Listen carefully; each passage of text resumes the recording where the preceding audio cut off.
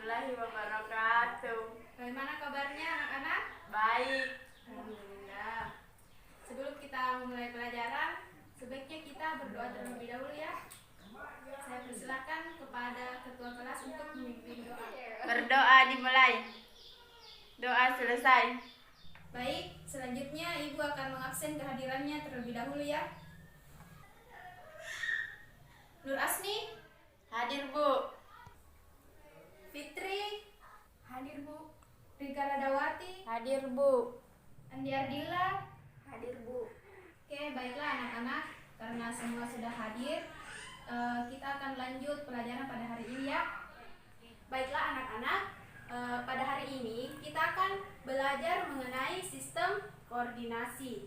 Nah, pada materi ini itu terdiri dari 3 subbab.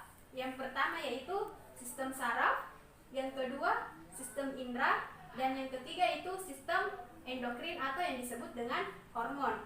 Nah, berhubung karena pada materi ini itu terdapat banyak sekali penjelasannya, maka pada hari ini kita terfokus pada sistem saraf saja. Nah, sebelum kita melangkah lebih jauh, Ibu akan bertanya terlebih dahulu. Ada yang tahu apa itu sistem saraf? Saya, Bu. Oke, silahkan. Sistem saraf merupakan jaringan kompleks yang memiliki peran penting untuk mengatur setiap kegiatan dalam tubuh. Oke, betul sekali ya yang dikatakan oleh temannya bahwa sistem saraf adalah sistem atau jaringan yang kompleks yang berperan penting untuk mengatur segala kegiatan pada tubuh manusia. Nah, selain itu ada juga dikatakan sel saraf. Nah, ada yang tahu apa itu sel saraf? Saya, Bu. Oke, silahkan. Sel saraf atau yang biasa disebut neuron adalah bagian tubuh yang berfungsi sebagai penghantar rangsang. Oke, jadi betul sekali ya yang dikatakan oleh temannya bahwa sel saraf adalah sel saraf atau biasa disebut dengan neuron. Dia berfungsi sebagai penghantar rangsangan atau impuls. Kita beri aplaus dulu kepada teman-teman yang sudah menjawab. Oke, baiklah anak-anak. Ada yang tahu manfaat atau tujuan kita mempelajari sistem koordinasi ini? Tidak, Bu. Oke, baiklah. Jadi tujuan atau manfaat kita mempelajari sistem koordinasi ini adalah kita dapat mengetahui sistem apa yang bekerja pada tubuh kita sehingga kita dapat melakukan kegiatan sehari-hari seperti kita bisa bergerak, kita bisa melihat, kita bisa mendengar dan lain sebagainya. Nah, adapun tujuan pembelajaran yang akan kita capai pada hari ini yaitu yang pertama, kalian dapat menjelaskan tentang apa itu sistem saraf.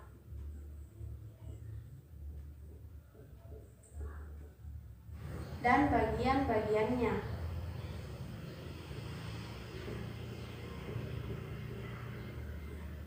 Kemudian yang kedua, kalian dapat mendeskripsikan struktur saraf beserta fungsinya. Kemudian yang ketiga, kalian dapat menjelaskan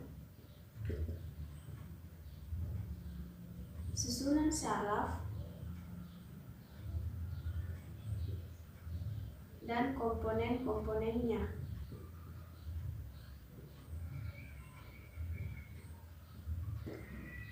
Atau komponen-komponen penyusun saraf. Kemudian yang terakhir, tujuan yang terakhir yaitu kalian dapat menggambarkan struktur dari sel saraf. Nah, baiklah anak-anak, metode yang akan kita pakai pada pembelajaran hari ini adalah yaitu metode diskusi dan juga nanti akan dibantu dengan media yaitu berupa poster atau berupa tayangan video.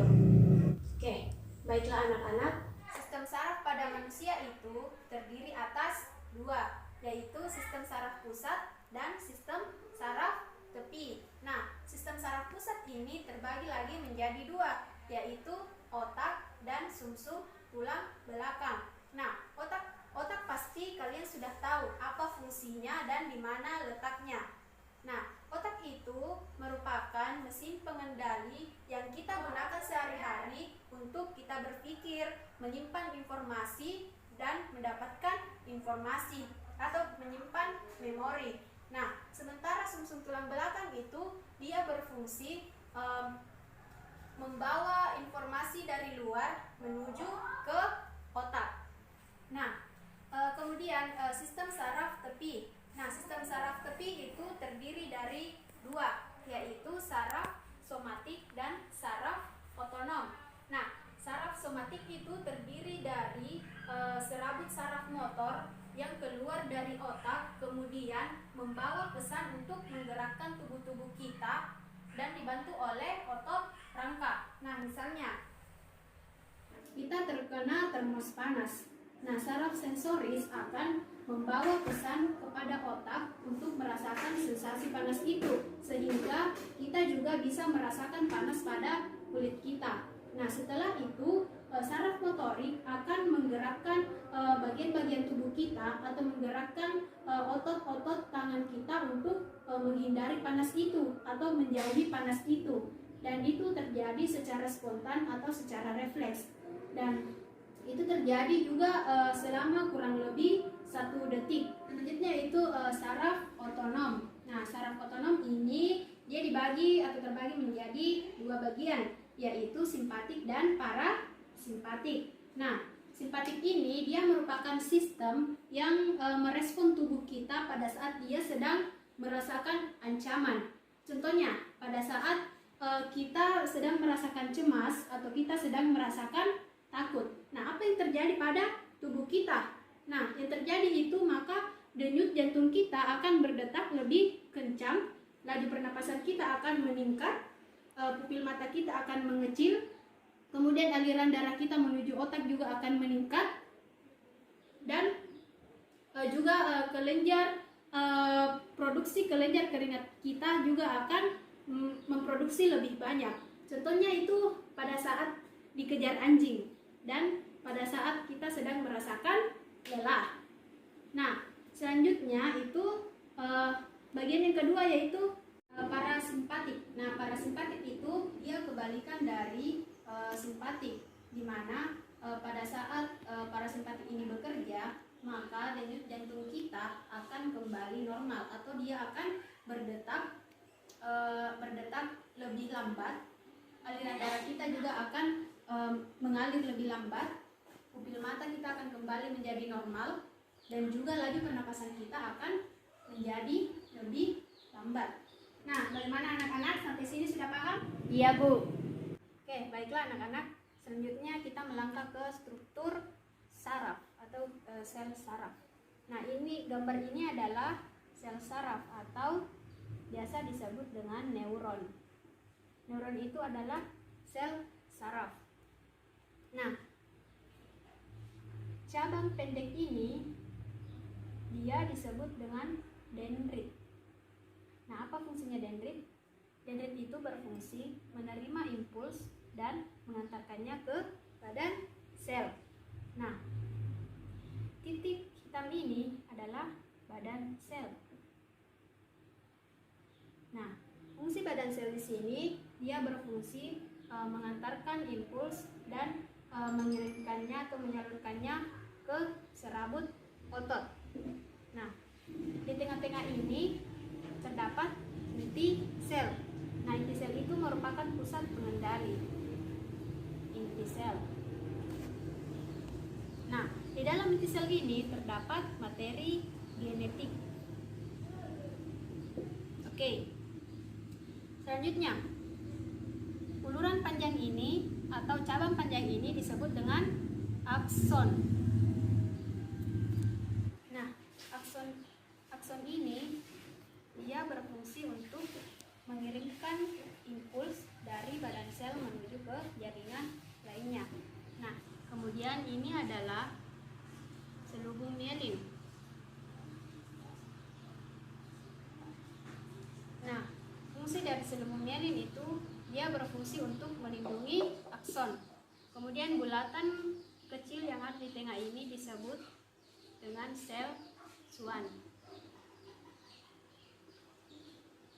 Nah, Sel swan ini dia berfungsi untuk mengarahkan jalannya impuls. Kemudian yang di luar ini adalah nodus Ranvier. Nah, nodus Ranvier ini dia berfungsi untuk mempercepat jalannya impuls. Kemudian yang terakhir itu adalah ujung-ujung akson. Nah, fungsinya itu dia yang menghubungkan saraf satu ke saraf yang lainnya. Nah, ini adalah gambar tentang neuron dan bagian-bagiannya serta fungsi-fungsinya. Nah, bagaimana anak-anak? Apakah sudah dimengerti mengenai gambar dan fungsi dari struktur sel saraf ini? Iya, Bu. Nah, baiklah anak-anakku sekalian, karena sudah tidak ada lagi yang ingin ditanyakan dan anak-anakku sekalian sudah mengerti dan memahami apa yang Ibu tadi jelaskan, maka dari itu Ibu akan menampilkan sebuah tayangan video untuk memperjelas lagi mengenai sel saraf ini. Dan Ibu harap pada saat tayangan video ini berlangsung, anak-anakku sekalian bisa memperhatikan dengan baik dan mencatat hal-hal yang penting dari video ini. Kali ini kita akan membahas sesuatu yang spesial. Seluruh tim Neuron memutuskan bahwa video ke-10 ini akan didedikasikan untuk menjelaskan apa itu sel syaraf atau neuron. Kita semua tahu bahwa sel syaraf merupakan sel yang mengantarkan impuls listrik di tubuh kita. Otak kita terdiri dari sekitar 86 miliar sel syaraf yang bekerja sama dalam menerima maupun menghantarkan impuls antara otak dan seluruh bagian tubuh lainnya. Tapi sebenarnya bagaimana sih cara kerjanya?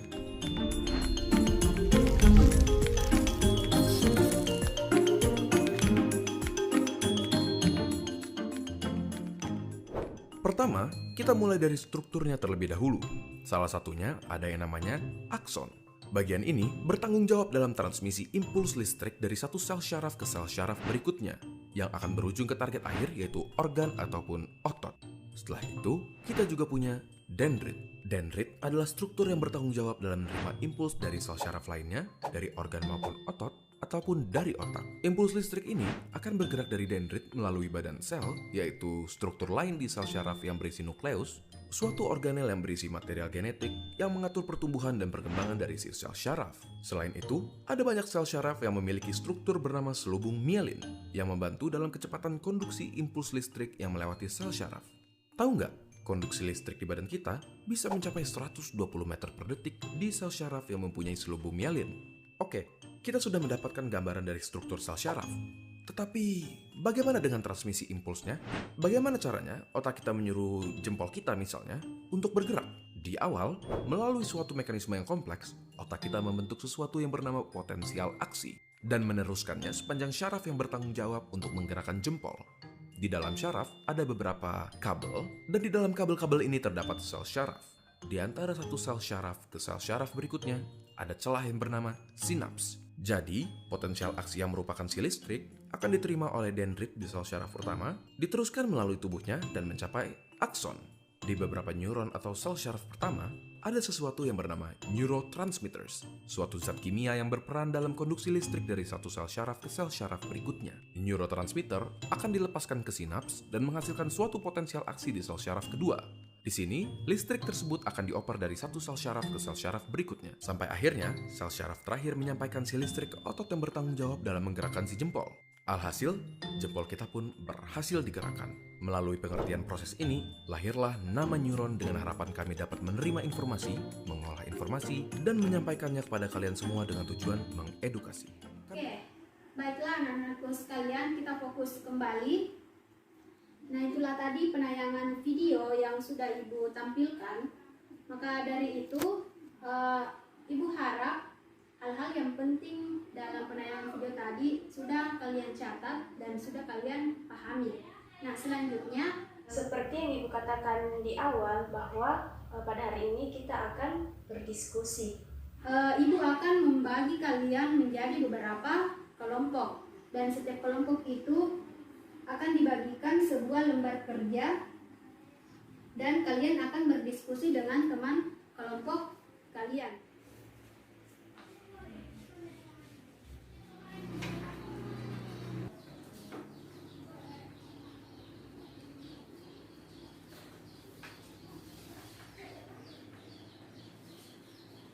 Baiklah, saya persilahkan kepada perwakilan kelompok 1 untuk naik ke depan kelas untuk mempresentasikan hasil diskusinya.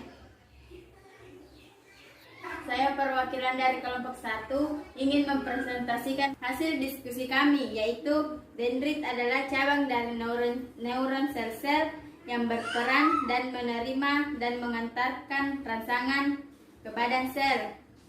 Badan sel bertugas untuk meneruskan impuls dari badan sel ke saraf kelenjar. Inti sel berfungsi dalam mengontrol sebuah kegiatan sel saraf. Akson atau neurit yang adalah sel yang panjang dan tipis. Selubung mielin adalah lapisan fosfolipid yang membungkus akson yang fungsinya adalah untuk melindungi akson dan memberi nutrisi. Sel swan adalah selubung lemak di seluruh serabut saraf mielin dari susunan sel glia. Nodus Ranvier adalah bagian dari akson yang tidak terbungkus mielin. Ujung-ujung akson atau akson terminal berfungsi untuk menghubungkan sel saraf. Itulah hasil diskusi dari kelompok kami. Apakah dari kelompok lain ada inginnya ditanggapi? Saya. Tadi Anda tidak menyebutkan fungsi dari akson. Pertanyaan saya, apa fungsi dari akson? Terima kasih. Baiklah, terima kasih atas pertanyaannya. Di sini saya akan menjawab apa fungsi dari akson, yaitu fungsinya adalah mengirimkan impuls dari badan sel ke jaringan lain. Saya kembalikan kepada penanya. Terima kasih. Saya sudah mengerti dan memahami dari penjelasannya. Nah, itulah tadi hasil diskusi dari anak-anakku sekalian.